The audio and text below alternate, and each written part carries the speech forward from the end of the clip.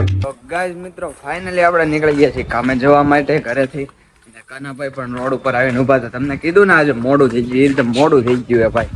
તો એટલે જલ્દીથી ભાગવું પડશે. તો ચાલો લેટ્સ ગો. મસ્ત મજાનું ખાવા માટે જમવા માટે આવી ગયા છીએ ઘરે. તો ચાલો જમવાની અંદર શું છે તમને ફર્સ્ટ ઓફ ઓલ દેખાડી દઉં.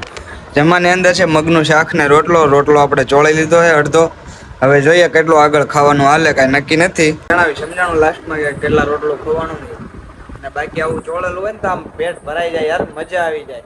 અને બાકી એને હવે એને જૂના કિરદારોમાં ભાઈ પાછું લોટવું પડશે, પાછું આવવું પડશે હવે એવું લાગે સમજાણો. કારણ કે ઘણા હારની રાહ જોઈને બેઠા એટલા તો હારી ગયા, પણ હજુ હારની રાહ જોઈને બેઠા. પણ એને બતાવવું પડશે કે હવે કેવલ બાપુ પેલા જે હતો એ પાછું બનવું પડશે સમજાણો. એટલે આપણે આવો કોઈ ફ્લેક્સ નહીં મારતા. બાકી પેલા જે મારી આમ હતું ને આમ પર્સનાલિટી વસ્તુ રાખી અલગ હતી સમજાણો. એટલે એ તો કોઈને કહેવાની જરૂરત નથી. બાકી જૂના કિરદારોમાં આવ્યા ને પાછા એટલે બધાને એમ થઈ ગયા ઓહો માર્કેટ એમ કાંઈ વાંધો નહીં. ચાલો ટૂંક સમયમાં જ આવીએ છીએ ને ઇન્સ્ટાગ્રામ ઉપર આવજો ભાઈ આવું બધું જોવું હોય ને તો. કારણ કે ફ્લેક્સ ગાંડો છે સમજાણો. જ્યાં સુધી શાંત છે ત્યાં સુધી સારું હોય. બાકી તો ભાઈ માર્કેટ તબાહ હો જાયગા ક્યાં.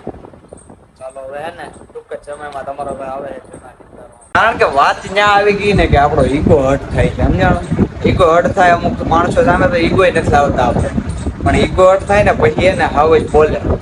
એટલે હાવ જ બોલે ને એટલે પછી સમજો ને. તો કાંઈ વાંધો નહીં. ચાલો હવે ધીમે ધીમે તમારો ભાઈ એને જૂના કિરદારોમાં જાય છે સમજાણો.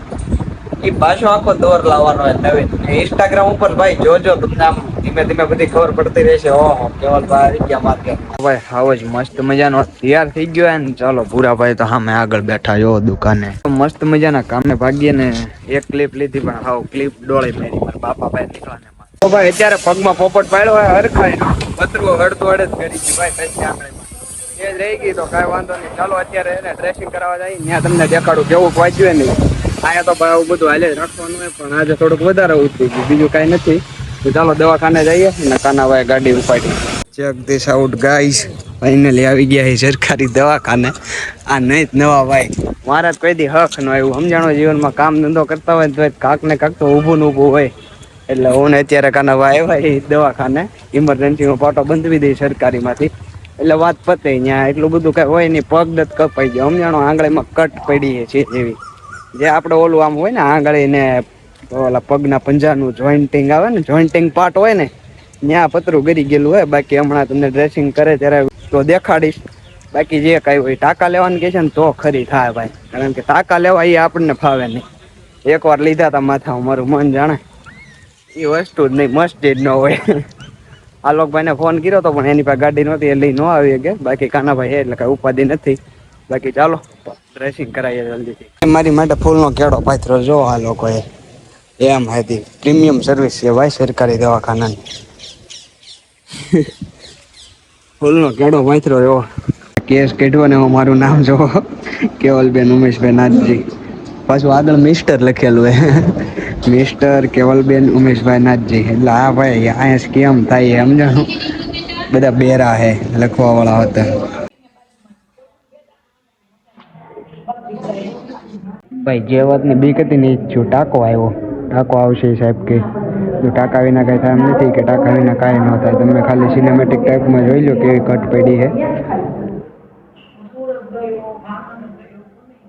ભાઈ આવી ગઈ છે તમારા ભાઈની દવા હાથમાં ને મસ્ત મજાનો પાટો પણ આવી ગયો જોરદાર પગમાં.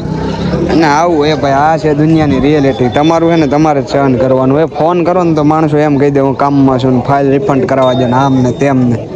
એટલે આપણે તો ખાલી આજમાવાટું ફોન કર્યો હતો. બટ આ બધું શીખવા મળે અહીંથી. આજે તો ભાઈ વહેલા ઘરે જવાનું થાય છે અને આપણો હાલકો લેવા આવી ગયો. મહાદેવ પોપટ પાડ્યો જો. દાદા ચર્ચા કરવા માંડ્યા. એના પાડોશી શેઠ છે ને એના પાડોશી છે.